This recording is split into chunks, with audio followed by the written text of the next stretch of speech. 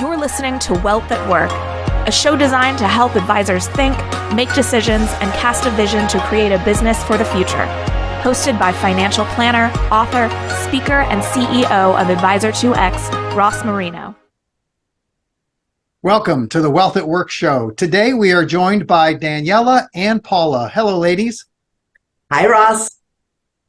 Good to have both of you on the show. I'm looking forward to hearing about the research that you're going to share at the conference and also about the approach and some new things that McLean Asset Management is doing. But before we start, let's get some quick introductions. How about you, Daniella? Kick it off. Thank you. So I'm Daniella Moiseyev. I am the head of marketing at Smart. Smart is a global retirement technology provider that works with other providers in the space to make retirement plans more efficient. And Paula? Hello, and I'm Paula Friedman. I'm a managing principal at McLean Asset Management, and I'm also affiliated with two other companies, Retirement Researcher and RESA LLC, all of which have a retirement planning focus. Well, let's dive in with the research that's being done. I know, Daniella, your firm's done a lot of research. It relates to retirement plans, also retirement income. How about if you let us know what you guys are working on? Absolutely. So at Smart, we really believe in asking real life users what they need versus just assuming we know. And so we've run research with real life pre-retirees and retirees for about 3 years running now. And what we found in our most recent research, we asked about 1,000 pre-retirees. We looked at people who have at least $1 in a retirement plan, so they're active participants, and they're between the ages of 45 and 64. And we asked them, knowing if I could withdraw, would I feel comfortable continuing to keep my savings in my workplace retirement plan? And what we found was that most people said absolutely. So more than 66% of those we asked wanted to keep their money in plan, knowing that they could withdraw. We also found that they have a fairly clear understanding of what that means, though I think there's more work to do there. We also did research with actual users in 2022, and what we found, and I think this is really interesting and important for all of us to think about, is that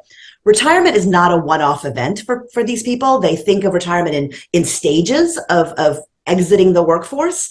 They also believe that building trust with their provider, their advisor, whoever they're working with, is really important, and really important to have that trust early, and that people have very complex financial lives. So it was interesting because we did this research globally, and when we looked at other countries, most of the people we looked at really didn't understand as much as Americans did. And that perhaps that's because we are responsible in this country for our own destiny. We don't have large government pensions like maybe other countries, but what they have very complex financial lives, and they're looking for providers and advisors to help unravel that for them. So it's very interesting, and I think it leads very well into what Paula's going to talk about, which is kind of the concerns of, we all know that everyone wants income. They want to figure out how to turn this large pool of assets. For most people, it is the largest pool of assets they'll ever have, into something that is a paycheck after they've stopped working. But yet we haven't seen take up of any of these products across the industry. So I think, that's what we want to address in our session at Wealth at Work.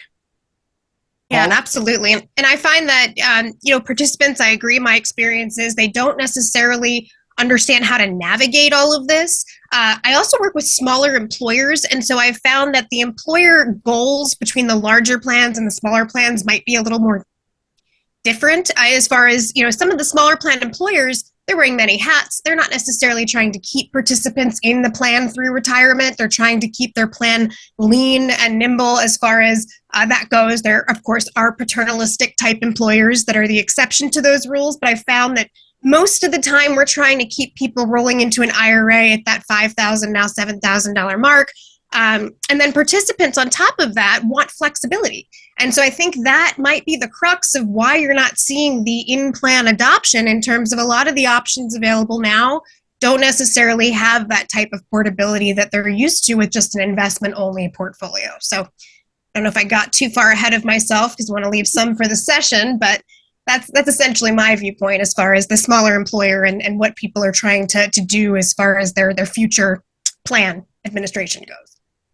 Yeah, I think when we look at those situations between the small and the larger employer, when I hear that, my first thought is you have to have a technology solution because the Yeah. employer doesn't want to be dragged into a conversation one-on-one. The advisors aren't necessarily equipped for it. They may want it, but it's not necessarily profitable or being equipped. So do you think the technology is in place now to actually handle that? I think there's newer. Oh, sorry, Daniela, go ahead. Well, I think that there's a lot of very smart people across the industry who are working on this problem, but I don't think that something exists today. And what we actually found, we talked to about 25 people who were all pre-retirees. They were planning on retiring within 5 years. And what we found was that people don't, from a technology perspective, from a platform perspective, they don't want to feel pressured. They want something that they can kick the tires on and have no commitment. And terminology is a key barrier. So a lot of what we do, right? And I know, Ross, that you believe this too, is that for many years we sold on complexity because that's what made them need us. And that's come back to bite us because these are complex products, but the way we talk about them should not be complex. And it is a key barrier for these pre-retirees to even any technology solution, any platform that helps them figure out their retirement income. It's very intimidating. And people want a system that shows them the steps, right? You're going to go from here to here to here, and this is what's going to happen. So I think to answer your question, there's a lot of very smart people across our industry working on it, but I don't think anyone's particularly cracked the code yet. You said it better than I could have said it, Daniela. As far as I've seen a lot of people working on it, I haven't seen any silver bullet-like solutions that are going to solve this. And I think you're absolutely right. The other comment I was going to make is on financial literacy. It's hard enough to talk about an investment-only portfolio and what that means for your income. I find that not only is there complexity, but there's also a contribution problem. There isn't enough money going in the plan for participants to really see a meaningful number when they convert that balance into dollars in retirement.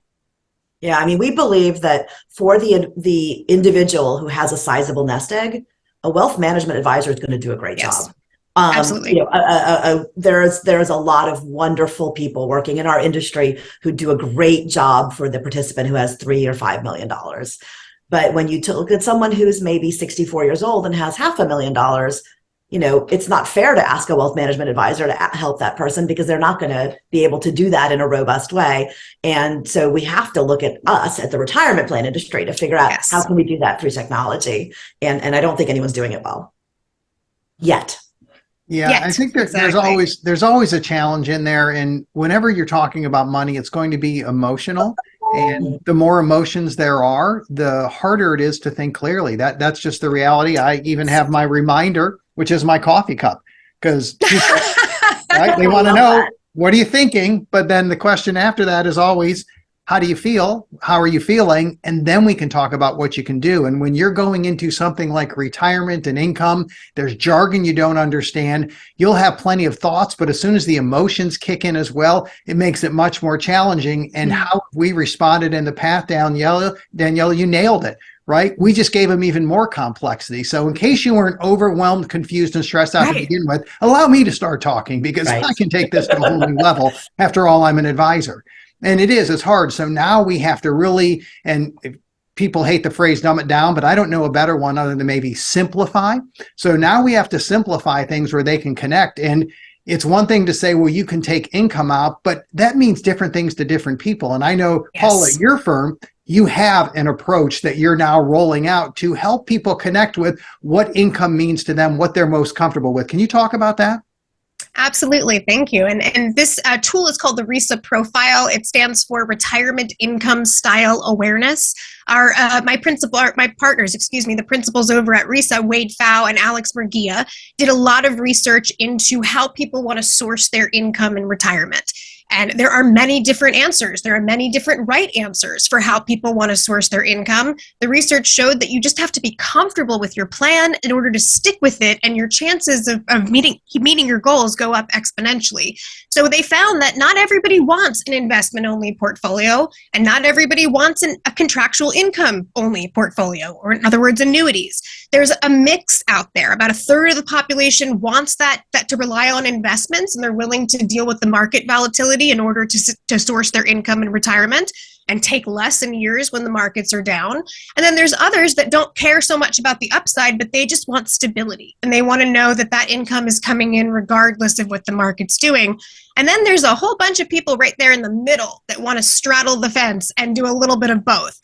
The crux of this is there is no one way to solve for retirement income for participants. It really needs to be personalized. And I think that is really the gap here in terms of in-plan adoption.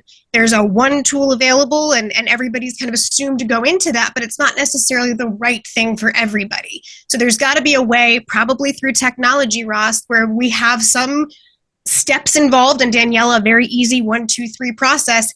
Here's what you're thinking. Here's what this means in terms of your portfolio. And here's what we think you need to do to implement it. Click here to do it. That type of approach is going to be probably the most successful given what the research is showing.